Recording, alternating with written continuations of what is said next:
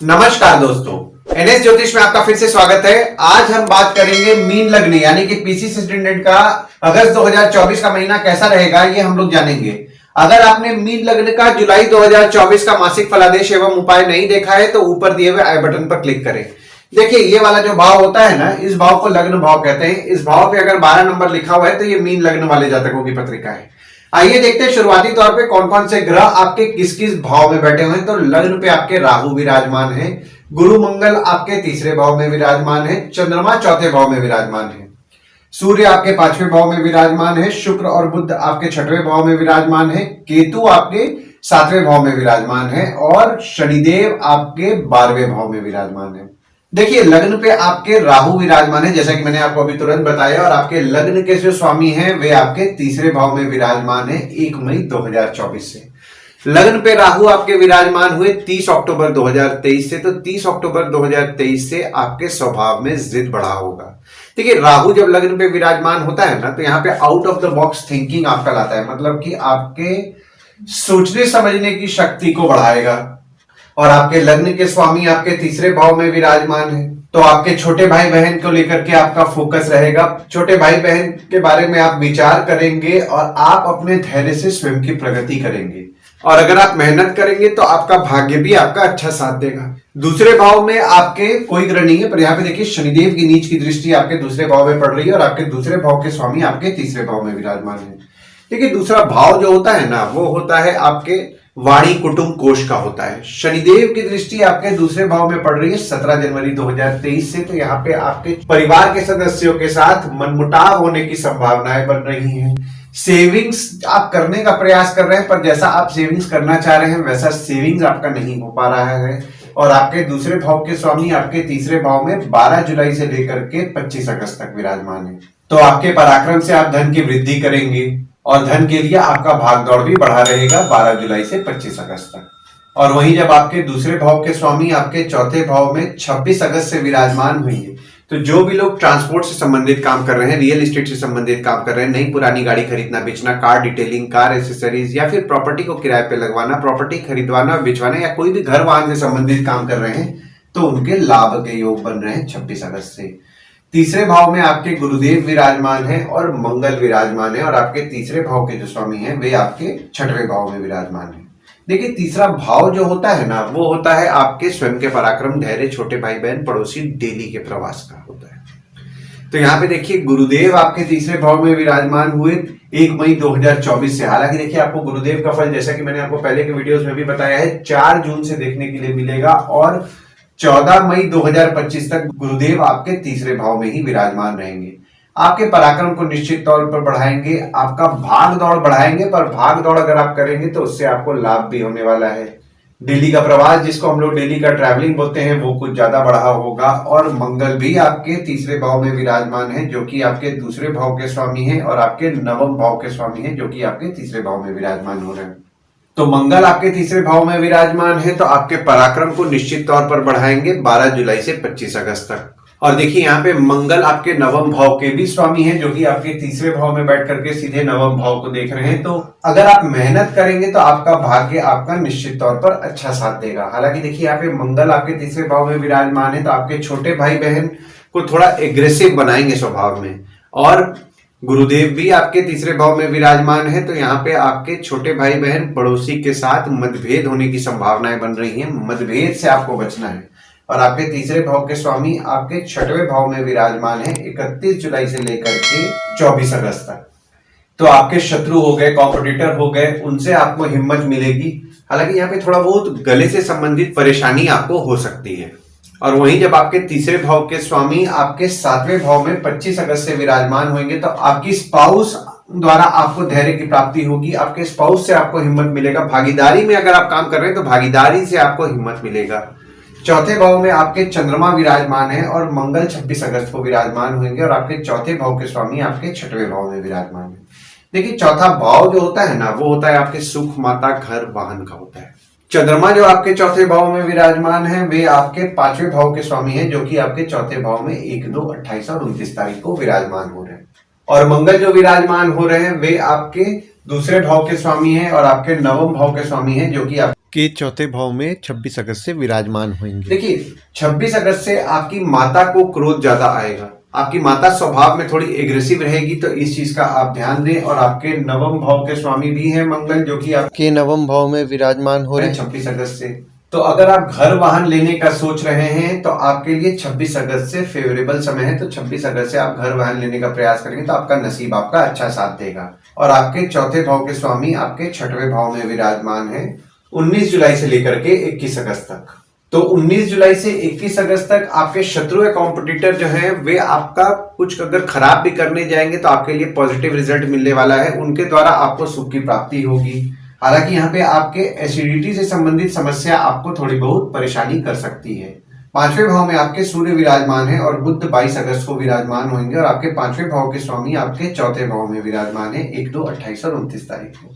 देखिए पांचवा भाव जो होता है ना वो होता है आपके संतति, प्रेम, पढ़ाई, साधना का होता है। तो पांचवें भाव में आपके सूर्य विराजमान हो रहे हैं और सूर्य आपके छठवें भाव के स्वामी हैं, जो कि आपके पांचवें भाव में 16 जुलाई से 15 अगस्त तक विराजमान हो रहे हैं। तो यहाँ पे आपके बच्चे हो गए या फिर अगर आपके प्रेमी या प्रेमिका है जिससे कि आपका प्रेम संबंध चल रहा है, उनको आपको डिप्लोमेटिकली हैंडल करना है 16 जुलाई से 15 अगस्त तक। वे आपके बात को नेगेटिव वे में ले सकते हैं, इस चीज का आप विशेष तौर पर ध्यान दें। हालांकि देखिए जो स्टूडेंट्स सरकारी एग्जाम से संबंधित तैयारी कर रहे हैं उनके लिए फेवरेबल समय रहेगा 16 जुलाई से 15 अगस्त तक। और बुद्धिमानी से वे डिसीजन भी ले पाएंगे, क्योंकि यहाँ पे देखिए बुध भी विराजमान हो रहे हैं 22 अगस्त से। तो बहुत ही सोच समझ करके समझदारी से वे अपने फ्यूचर का निर्णय लेंगे। और बुध जो विराजमान है आपके चौथे भाव के स्वामी हैं और आपके सातवें भाव के स्वामी हैं, जो कि आपके पांचवें भाव में 22 अगस्त से विराजमान हो रहे हैं। तो माता द्वारा आपको ज्ञान की प्राप्ति होगी। माता आपका नॉलेज बढ़ाने में आपका सहयोग करेंगी, आपको पढ़ाई करने में सुख अच्छा मिलेगा, पढ़ाई आपको अच्छी लगेगी। साधना करते हैं, साधना में आपको सुख मिलेगा। अगर आपका किसी के साथ प्रेम संबंध चल रहा है यानी कि आपके प्रेमी या प्रेमिका हो गए, उनका भी आपको सुख अच्छा मिलेगा 22 अगस्त से। और 22 अगस्त से जो लोग प्रेम विवाह करने का सोच रहे हैं, अपना बात आगे बढ़ाना चाहते हैं, उनके लिए भी फेवरेबल समय है। हालांकि देखिए उनके लग्न पत्रिका में भी प्रेम विवाह के योग होंगे तो ये समय आपके लिए ज्यादा फलदायी रहेगी। पर अगर आप प्रेम विवाह से संबंधित अपना बात बढ़ाना चाह रहे हैं अपने प्रेमी या प्रेमिका से, तो ये समय आपके लिए फेवरेबल रहेगा। और जब चंद्रमा जो कि आपके पांचवें भाव के स्वामी हैं 3, 4, 30 और 31 तारीख को आपके पांचवें भाव में विराजमान होंगे। और कोई चीज अगर आपको सीखने में दिक्कत जा रहा है या समझने में दिक्कत जा रहा है तो आप 3, 4, 30 और 31 तारीख को अगर आप प्रयास करेंगे तो आपको अच्छे से ज्ञान की प्राप्ति होगी। छठवें भाव में आपके शुक्र विराजमान है, बुध विराजमान है और सूर्य भी 16 अगस्त को आपके छठवें भाव में विराजमान होकर विपरीत राज्यों का निर्माण कर रहे हैं। और यहाँ पे शनिदेव की दृष्टि पड़ रही है और मंगल की दृष्टि भी आपके छठवें भाव में पड़ रही है। देखिए छठवां भाव जो होता है ना वो होता है आपके रोग, ऋण, शत्रु, मामा मौसी का होता है। तो सूर्य द्वारा देखिए आपके छठवें भाव में 16 अगस्त से विपरीत राज्यों का निर्माण हो रहा है। तो 16 अगस्त से ना अगर आपके शत्रु या कॉम्पिटिटर पे आपका कुछ ना कुछ खर्च भी अगर होगा ना तो उससे आपको लाभ होने वाला है, उससे आपको लाभ निश्चित तौर पर होगा, क्योंकि यहाँ पे देखिए विपरीत राज्यों का निर्माण हो रहा है। तो कोई अगर खर्च आपका आ रहा है तो खर्च करें। कोई कोर्ट कचहरी का मामला चल रहा है तो भी 16 अगस्त से अगर आप खर्च करेंगे तो आपके लिए फलदायी रहेगा। और शुक्र जो विराजमान हो रहे हैं वे आपके दूसरे भाव के स्वामी हैं और आपके 8वें भाव के स्वामी हैं, जो कि आपके छठवें भाव में 31 जुलाई से लेकर के 24 अगस्त तक विराजमान हो रहे हैं। तो यहाँ पे देखिए शुक्र द्वारा भी आपके पत्रिका में विपरीत राज्यों का निर्माण हो रहा है 31 जुलाई से 24 अगस्त तक। तो 31 जुलाई से 24 अगस्त तक कॉम्पिटिटर का आप नाश कर पाएंगे। कोई छोटी मोटी बीमारी आपको हो रही है उसमें भी आपको सुधार देखने मिलेगा। और बुध जो विराजमान हो रहे हैं जैसा कि मैंने आपको बताया आपके चौथे भाव के स्वामी हैं और आपके 7वें भाव के स्वामी हैं, जो कि आपके छठवें भाव में विराजमान हो रहे हैं। देखिए 7वें भाव के स्वामी है बुध, जो कि आपके छठवें भाव में विराजमान हो रहे हैं। और आप भागीदारी में काम करें तो 19 जुलाई से 21 अगस्त तक आपके शत्रु या कॉम्पिटिटर का नाश करने में आपका मदद करेंगे। आपकी स्पाउस आपके शत्रु या कॉम्पिटिटर का नाश करने में मदद करेंगी। और शनिदेव की दृष्टि पड़ रही है आपके छठवें भाव में और मंगल की दृष्टि भी आपके छठवें भाव में पड़ रही है। वैसे भी देखिए शनिदेव की दृष्टि आपके छठवें भाव में पड़ रही है 17 जनवरी 2023 से। हालांकि देखिए यहाँ पे गुरुदेव की दृष्टि भी पड़ रही थी 30 अप्रैल 2024 तक। तो 30 अप्रैल 2024 तक आपके शत्रु या कॉम्पिटिटर जो है ना उनको आपको कंट्रोल करने में मुश्किल जा रहा था, वे कम ज्यादा हो रहे थे। पर यहाँ पे देखिए अब 1 मई 2024 से आपके शत्रु या कॉम्पिटिटर को आप वैसे भी कम कर पा रहे हैं। और यहाँ पे विपरीत राज्यों भी आपके शुक्र और सूर्य द्वारा बन रहा है, तो आपके शत्रु या कॉम्पिटिटर का तो आप नाश निश्चित तौर पर कर पाएंगे। और हो सकता है कि यहाँ पे जब आप आपके शत्रु या कॉम्पिटिटर का नाश करें तो देखिए थोड़ा बहुत वे एग्रेसिव हो 12 जुलाई से लेकर के 25 अगस्त तक। एग्रेसिवनेस में नहीं पड़ना है, कोशिश करना है विवाद से बचें अपने शत्रु या कॉम्पिटिटर से। 7वें भाव में आपके केतु विराजमान है और शुक्र आपके 7वें भाव में 25 अगस्त से विराजमान होंगे। मंगल की दृष्टि पड़ रही है 26 अगस्त से और गुरुदेव की दृष्टि पड़ रही है। देखिए 7वां भाव जो होता है ना, वो होता है आपके स्पाउस भागीदार का होता है। केतु आपके 7वें भाव में 30 अक्टूबर 2023 से विराजमान हुए, तो 30 अक्टूबर 2023 से आपके स्पाउस या भागीदार जो है उनको आपको समझने में थोड़ा मुश्किल जा रहा होगा। वे बोलेंगे कुछ, करेंगे कुछ, ऑकल्ट चीजों में उनकी थोड़ी बहुत रुचि भी बढ़ी हुई होगी। और शुक्र जो विराजमान हो रहे हैं, जैसा कि मैंने आपको बताया, आपके 3रे भाव के स्वामी हैं और आपके 8वें भाव के स्वामी हैं, जो कि आपके 7वें भाव में 25 अगस्त से विराजमान हो रहे हैं। देखिए आपकी स्पाउस द्वारा तो आपको धैर्य की प्राप्ति होगी, पर आपकी स्पाउस की थोड़ी बहुत तबियत बिगड़ सकती है 25 अगस्त से। तो 25 अगस्त से आपकी स्पाउस की तबियत का विशेष तौर पर ध्यान दें। हालांकि देखिए यहाँ पे आपकी स्पाउस या भागीदार के साथ आपके संबंध में मजबूती आया होगा 4 जून 2024 से, पर यहाँ पे आपकी स्पाउस या भागीदार जो है ना 26 अगस्त से थोड़ी बहुत एग्रेसिव हो सकती है, उनको क्रोध ज्यादा आ सकता है। थोड़ा कोई भी अनवांटेड बात से बचें, विवाद से बचें तो आपके लिए ज्यादा अच्छा रहेगा। 8वें भाव में आपके कोई ग्रह नहीं है, ना ही किसी ग्रह की दृष्टि पड़ रही है और आपके 8वें भाव के स्वामी आपके 6वें भाव में विराजमान है। देखिए 8वां भाव जो होता है ना, वो होता है आपके आयु, जीवन, मृत्यु, अचानक धन लाभ, ससुराल का होता है। तो 8वें भाव के स्वामी आपके 6वें भाव में विराजमान है 31 जुलाई से लेकर के 24 अगस्त तक। तो 31 जुलाई से 24 अगस्त तक, जैसा कि मैंने आपको बताया, आपके शत्रु या कॉम्पिटिटर का आप नाश करेंगे। छोटी मोटी बीमारी हो रही है, उसमें आपको सुधार देखने मिलेगा। और जब आपके 8वें भाव के स्वामी आपके 7वें भाव में 25 अगस्त से विराजमान होंगे, तो आपकी स्पाउस की थोड़ी बहुत तबियत बिगड़ सकती है। 9वें भाव में आपके कोई ग्रह नहीं है, पर यहाँ पे देखिए मंगल की दृष्टि आपके 9वें भाव में पड़ रही है और मंगल की दृष्टि मंगल के ही घर में पड़ रही है। गुरुदेव की दृष्टि पड़ रही है और शनिदेव की दृष्टि भी आपके 9वें भाव में पड़ रही है और आपके 9वें भाव के स्वामी आपके 3रे भाव में विराजमान है। देखिए 9वां भाव जो होता है वो होता है आपके भाग्य, धर्म, जीजा, साली, साला, छोटे भाई के स्पाउस का होता है। देखिए आपके 9वें भाव के स्वामी है मंगल, जो कि आपके 3रे भाव में विराजमान हो रहे हैं 12 जुलाई से 25 अगस्त तक। तो आपके छोटे भाई बहन पड़ोसी आपके लिए लकी रहेंगे। अगर आपको कोई सलाह की जरूरत पड़े तो 12 जुलाई से 25 अगस्त तक वे आपके लिए अच्छे सलाहकार भी हो सकते हैं। और आप मेहनत करेंगे तो आपका भाग्य भी आपका निश्चित तौर पर साथ देगा।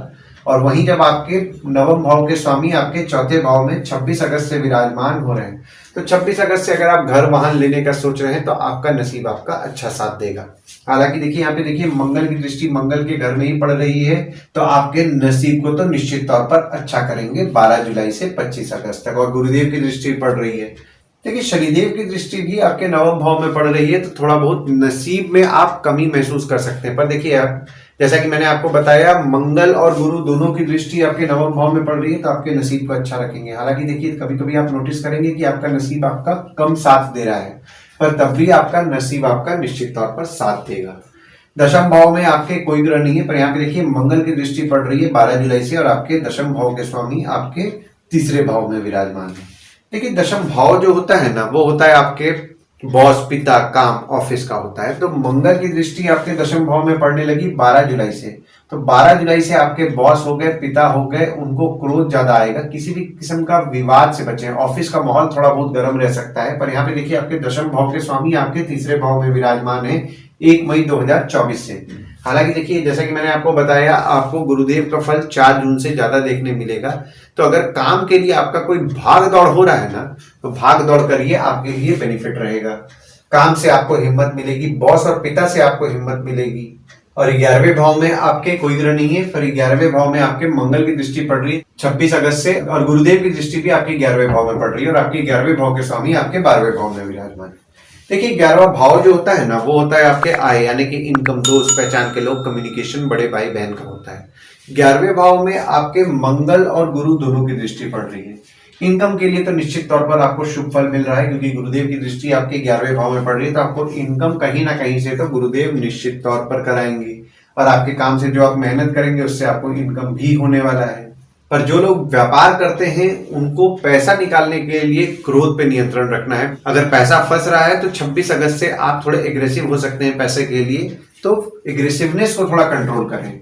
और आपके 11वें भाव के स्वामी आपके 12वें भाव में विराजमान है 17 जनवरी 2023 से और 29 मार्च 2025 तक आपके 12वें भाव में ही विराजमान रहेंगे। तो अभी थोड़ा पीछे जाते हैं। 17 जनवरी 2023 से आप ये नोटिस किए होंगे कि जो भी आप कमा रहे हैं लगभग आपका उतना कुछ खर्च हो जा रहा है। पैसा आप सेव करने का प्रयास कर रहे हैं, पर पैसा सेविंग्स करने में आपको थोड़ी बहुत दिक्कतें आ रही हैं। सेविंग्स आपका हो नहीं पा रहा है, इनकम जो हो रहा है इनकम के हिसाब से खर्च हो रहा है। पर यहाँ पे देखिए आपकी इनकम बढ़ा है, सेविंग्स करने का प्रयास कीजिएगा तो आपके लिए अच्छा रहेगा। आपके बड़े भाई बहन दोस्त पहचान के लोग पे आपका कुछ ना कुछ खर्च बढ़ा हुआ होगा।